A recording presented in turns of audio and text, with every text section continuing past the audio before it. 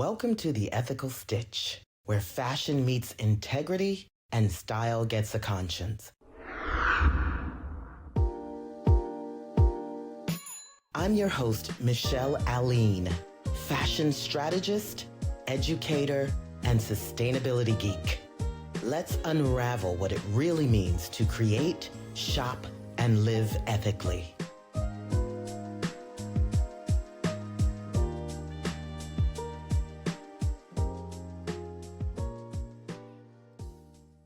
Welcome back to The Ethical Stitch, everyone. I'm your host, Michelle Alleyne. Picture this. The future of fashion doesn't sprout from runways. It grows from the earth. Imagine leaves becoming leather, roots reimagined as fabric, handbags blooming like cultivated orchids in a greenhouse of innovation. I'm so excited about that future. If you're new here, welcome to the garden. And if you've been stitched in for a while, you know we don't just talk about clothes.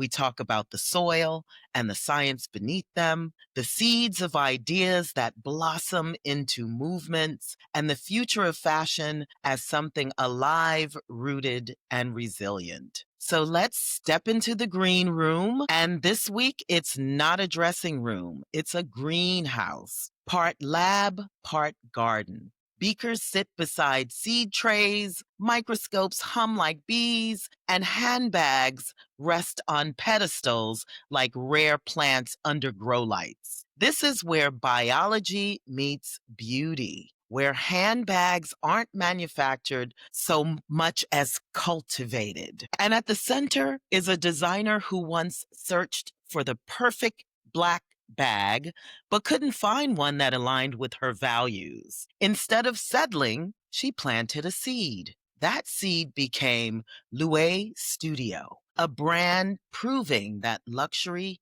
can grow from plants, science, and care. Our wonderful guest today is Elena Lisman. She's the founder of LOUÉ Studio. Her story began with a search for a handbag she could feel truly good about carrying. Leather was beautiful, but conflicted. The vegan options she found were mostly plastic, my nemesis, detached from the transparency and traceability she craved. So she designed the bag she couldn't find, and in doing so, built the brand she wanted to see in the world. Each LOUÉ bag is handcrafted in a two-person atelier in Umbrique, Spain, using plant-based materials like MIRUM, a 100% plant-based, plastic-free, yay, leather that feels as timeless as it is futuristic. Her design debut,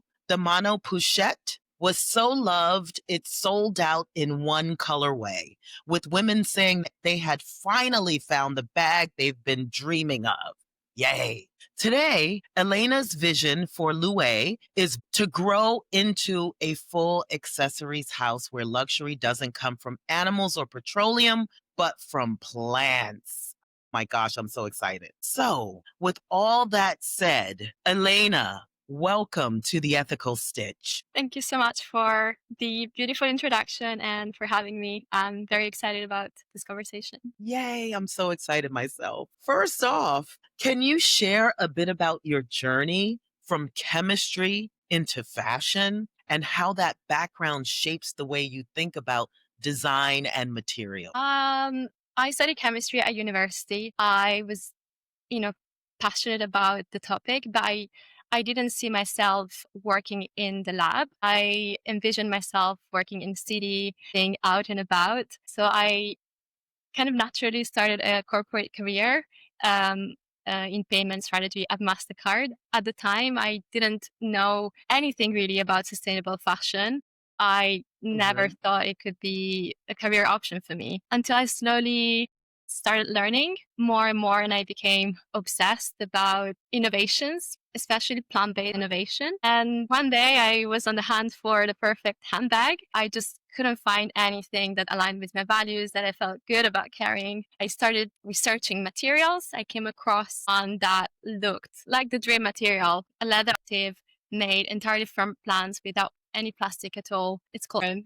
and I booked a last minute flight to Milan to see it at a trade show. When I saw it, it was so beautiful, so supple, so luxurious. I couldn't believe it was leather. And that's when I knew I had to create a brand and make some beautiful products out of it. Wow, that is so incredible. I mean, many people are inspired by something they see out there, but to be so obsessed, as you put it, to spark the starting, the beginning, the launching of a handbag collection is so awesome. I mean, how do you make that jump? When did it click that you could just, start this brand and grow it into something bigger than just an idea? It really started with my own need. I think that's how a lot of companies start, and also with the material. It was just so beautiful, and I couldn't understand why more brands were not using it. I just thought it was a shame. I'm with you. Why aren't more brands using it? Wonderful. So you had a debut piece, a piece of your collection, the Manu Pochette. What story did you want it to tell, and what made you feel like it was the right design to launch with? So obviously the materials is an important aspect. Product, a brand is not just that. I make sure that every component down to the leather, the lining and the reinforcements, I know where everything comes from. There's supply chain traceability, which is very important to me, components of products. Make sure there's no deforestation or no forced labor. These are very important things.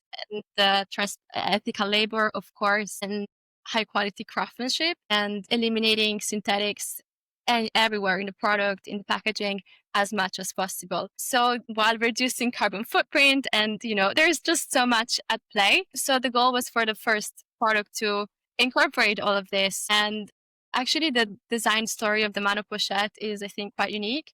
It didn't start with the product itself. It started with the materials. I wanted a small bag, a shoulder bag initially, and I didn't want to use any hardware because it has a high carbon footprint. I was really fixated on this. I wanted the handbag to close without hardware. This was a fairly big challenge, right? How do you do it without a magnet or without a zipper? So that's how I researched vintage leather goods. I came across tab closures and I knew I had to reinvent this in a modern key. And that's how the signature tab closure of the Mano Pochette came to life. And right now, customers actually love it because there's no hardware, it doesn't clash with anything they're wearing. So it has actually became a selling point. Fantastic. I love that. Did you have to patent it or trademark that? It sounds like you invented closure or the construction detailing of that bag. It's not invented, it's a reinterpretation of something that has been done before. Fantastic, but it's now your signature. I love it. I get so excited when, individuals go above and beyond and, create remarkable change, which you're doing in terms of the industry. So thank you so much. Let me ask you more about MIRUM. It's such an innovative choice. I know you said it was supple. What did you discover while working with it for the first time? Were there any difficulties in making it work for your product? Yes, I would say that nothing about bringing the brand to life has been straightforward, to be honest. The manufacturing aspect has been the most challenging one for sure. It took 3 trials to find the atelier that we currently work with. So yeah, that was the biggest challenge. The second one was definitely on the material side. When you're just getting started, you have to learn everything from scratch. It's difficult with any material, but even more so with um, you know, a new material that no factory has really worked with before. So, there's a learning curve to it. So you need to be comfortable with that and be ready for it.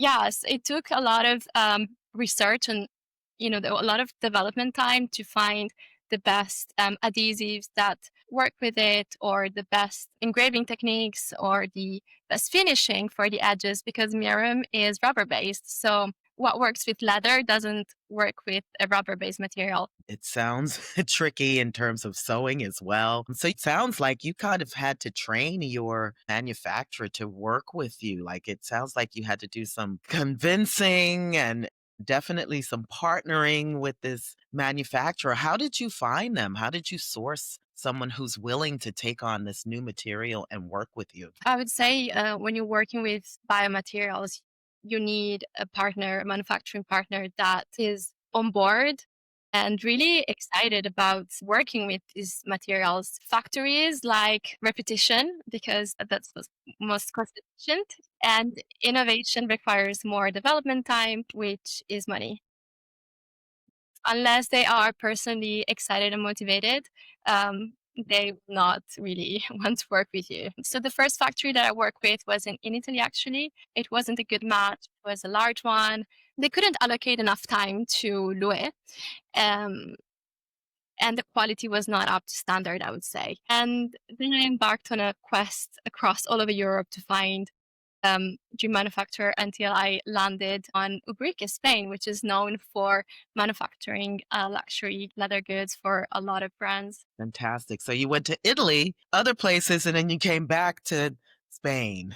I went to the UK, I went to Germany, I went to Portugal. Wow, and you live in Spain. I love that. That's sourcing at its finest, right? Oh my goodness. So developing that first bag took years and, as you said, multiple prototypes. What did that process teach you about craftsmanship and building something from the ground up? In the beginning, when the first factory couldn't deliver the quality that I wanted for the brand, you almost feel like you're in the wrong. But what it has really taught me is that you can get what you want. You just need to find the right people that can deliver it and work with you. Partnership is very important, and never compromise on what you want to achieve.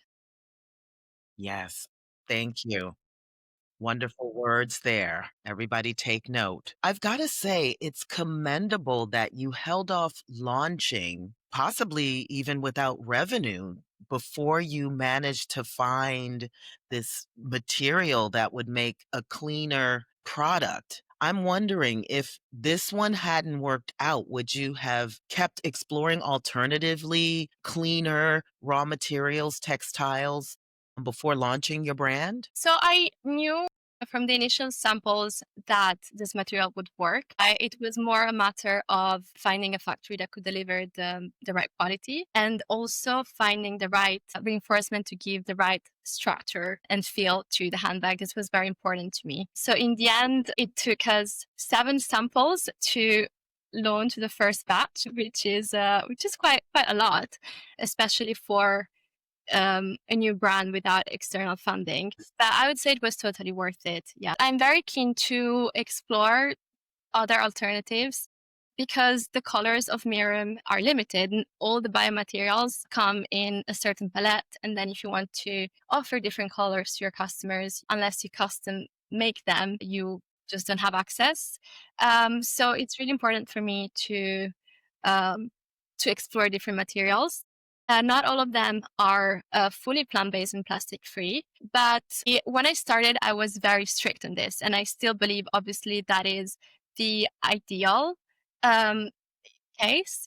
But I keep telling myself that innovation is the most important thing. Leather is not fully bio-based. It contains dyes and finishes that make it Yes. only 85-90% bio-based. And nobody talks about this. I think we have to hold all materials to the same standard, not just the vegan alternatives that are emerging, because that is not fair. So I think we need to support innovation. Yes, I am there with you. I love that. That's why I'm loving hearing from you and what you're doing. I'm just this is, what gives me those goosies and I just get so excited. So keep going, don't ever stop. You often talked about wanting transparency and traceability. How do you nurture that sense of honesty in your process? Every decision that I make reflects these values. I don't think twice about it. It's either this way or I don't do it at all. The reason why I started the brand is not just to make money, but really to do things better. Being transparent with my community and with my followers has been really part of the process from the very beginning. I share the journey of, going from factory to factory. I share the prototypes, and this has built a small but strong community over time. And people feel like they have been part of the journey.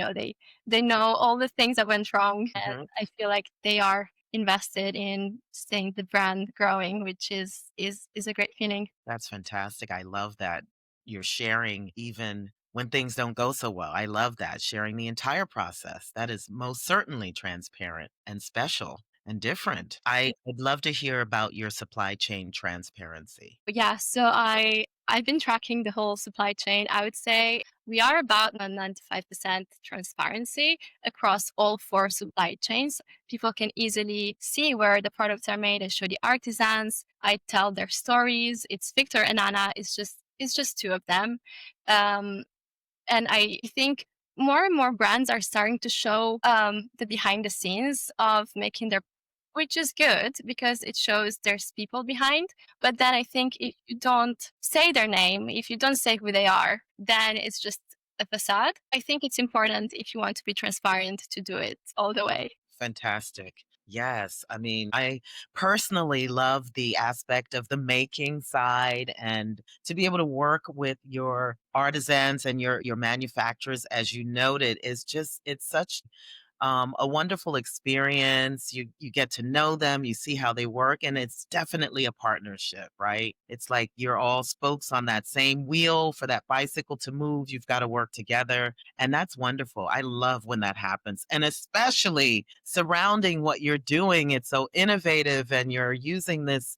New material that's cleaner. It's so exciting to me. When you imagine your handbag collection in the future, do you think it'll be more laboratory, more garden? Are we growing our fabrics as opposed to any thoughts on the future of materiality for handbags? We need to see cleaner materials in any shape and form. There's biofabricated materials, composite materials, there's mycelium leathers, there's cellulose leathers now. There's so many. There's recycled rubber and many other canvases and sequins and plant-based furs. There are just so many innovations. And I just want to see all of them come to life in the form of handbags and accessories. I'm with you there. That would certainly shift the industry to move away from, your animal-based textiles in terms of handbags specifically. So I'm there with you. Craftsmanship seems to sit at the core of your work. What are some of the design details you're most proud of with your bag? I would say definitely the tab closure, which is very much identifiable with Loué right now. I'm very proud of all the materials that are sourced ethically and sustainably are certified. MIRUM alone has probably 15, 20 certifications. And I'm really proud of the craftsmanship and all the labor that went into it. It's a handbag that is really composed of 53 parts and takes a lot of work to bring it to life. I'm just proud of the work of the artisans as well. Customers often describe your bags as the one they've been dreaming of.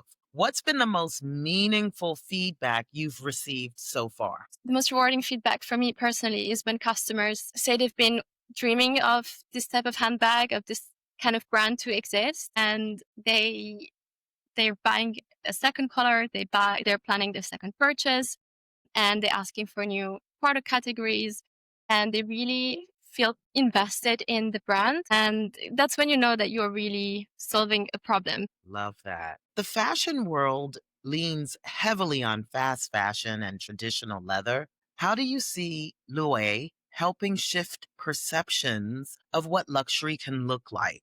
So the whole point for Louis was to be able to stand against and compete with other luxury handbag brands. Fast fashion shoppers will probably not buy a Louis handbag, but they might buy a handbag that has a similar price point or even higher from other luxury brands. So it's really important that to have meaningful impact we take market share from these brands that are still using leather, or perhaps that are still using PU, and they sell it at extortionate prices. Because if we stay very small, we will never have impact, and things will never really change. There are many people out there that are actively seeking better options, and they exist. They don't need to be convinced. It's my job to go and find them.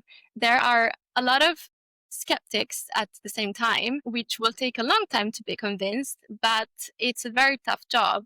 And I don't think it's the best use of my time or any other person in sustainable fashion. I really think there's a lot of people who are ready to buy and who just get it out there, and we need to go and find them. Fantastic. I'm one of those people. I've been looking.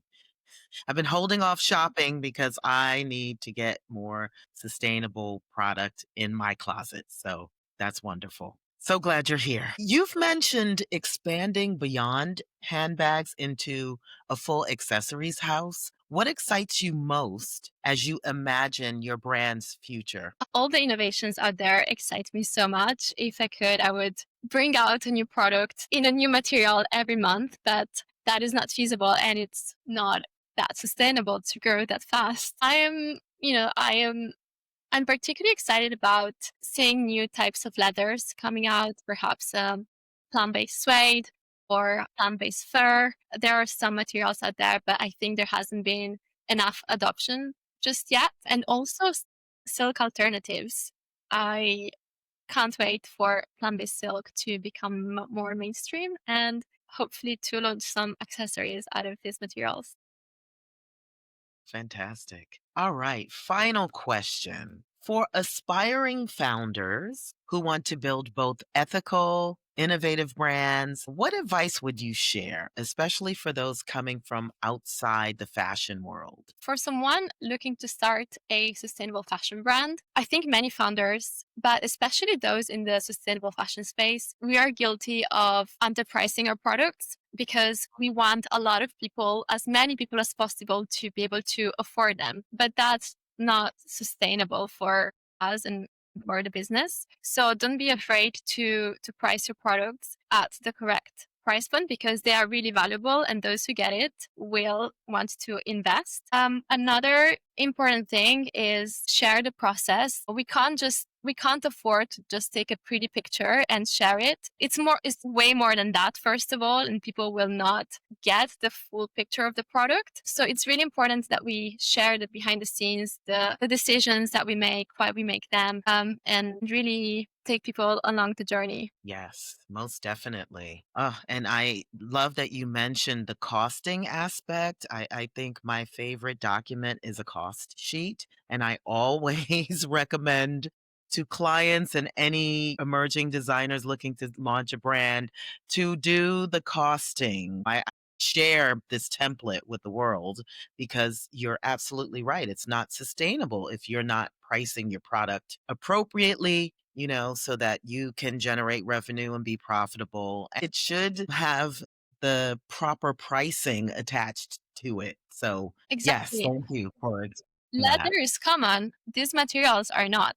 They're very rare. Exactly. There's a lot of research and development that goes into them, and they do cost much more. Right. And, when demand increases, the more people know about it, the pricing will decrease, generally speaking. So, fantastic. Yes, price the product properly. The last piece of advice is to surround yourself with like-minded founders and founders in the same industry, because there can be a lot of gatekeeping. So if you talk to each other, you'll only be in a better place. It's fantastic. Collaboration. I mean, it sounds like you're talking about the SDGs, right? The Sustainable Development Goals. And it always ends with collaboration and sharing, and definitely with your community because you understand, the pressures and what's happening, and you're innovating. So you need that support. So wonderful. Thank you for sharing that. When you think of legacy, what kind of garden do you hope Loué leaves behind in fashion? So on a day-to-day basis, I'm very much focused on the present, on what we are doing right now. I think we're doing the right thing by supporting ethical and sustainable supply chains. The biggest impact that brand can have is how they operate on a day-to-day basis, what materials you're using and who you're manufacturing with. My vision in 5, 10 years is to be able to be very much involved in activism and support all the causes that we care about and really help with education and running workshops and screenings of documentaries and raising funds for uh, a lot of amazing causes. But before that, we have to build a strong foundation first. And I love that. I'm looking forward to your future. That's incredible. Love it. Love everything about what you just said there. Thank you. You're welcome. All right. So, Elena, every week we call it our Stitch Mob MVP of the week. So, every week I will ask my guests if there is a Stitch Mob MVP that you can think of that's out and about in the world, honoring the people who keep this movement alive or doing something, noteworthy in terms of sustainability. So, Elena, do you have an MVP of the week that you might want to mention that's doing wonderful things in the sustainability space? Person that I really admire is Amy Powney, who's the founder of Akin, ex Mother of Pearl. She has been such a force for good in the industry. Her documentary has been screened so many times and educating so many people. And she's just a force for good. She keeps collaborating with so many brands and just spreading um, her net wider and wider. And I just love this for her. And she is also a beautiful human being. She is a human rights advocate. And I think that's how a designer should be nowadays. And she's very inspiring for me personally. Can you say her name once more? And what's the name of her documentary? Amy Powney. And her documentary is called Fashion Reimagined. I watched it probably 5 times. Fantastic. Thank you for sharing that. Wonderful. We'd love to support who you support as well as support you. So thank you for sharing. So today, gang, here's your takeaway. Luxury doesn't have to be extracted, exploited, or synthetic. It can be grown. The future of fashion might look more like a garden than a factory, with handbags and accessories born from plants and cultivated with care. And that's a future worth carrying. So, Elena, where can listeners follow your work, shop LOUÉ, and join the wait list for what's next? LOUÉ-studio.com and on Instagram at loué_studio. We have more. We have 2 seasonal colors of the Mana Pochette launching soon and more products coming. So please check it out. Fantastic. Yay. All right, everyone. So here's what I'd love for you to carry with you today. The future of fashion is not written on runways alone. It's germinating in the minds of bold designers who dare to ask, what if? And then turn that question into something we can hold, wear, and cherish. Elena Lisman has shown us that a handbag can be more than an accessory. It can be a living vision rooted in science, nourished by craftsmanship, and blossoming into something that feels both timeless and revolutionary. Supporting designers like Elena is how we water the seeds of change. Every purchase, every conversation, every act of support is a vote for a fashion system that is abundant rather than extractive, regenerative rather than destructive, and deeply connected to both people and planet. So don't just listen, act. Share this story, carry it with you, support the visionaries who are daring to grow a new world of luxury, one rooted in transparency, imagination, and care. Because the garden of fashion's future will only flourish if we tend it together. So until next time, stay bold, stay curious, and always stay stitched in. Thank you so much, Elena, for joining us. I'm so excited. I've got to check out the bags because I do like to shop, but sustainably. So thank you for being here for that. And thank you for coming on the podcast and sharing all of your wonderful insights. And it's just been a pleasure talking to you. Thank you so much for having me. I loved this conversation. Thanks for tuning into The Ethical Stitch. If you loved this episode, share it, rate it, and tag me at Michelle Alleyne Official. The revolution in fashion starts with awareness, and you're already a part of it. Until next time, keep it ethical.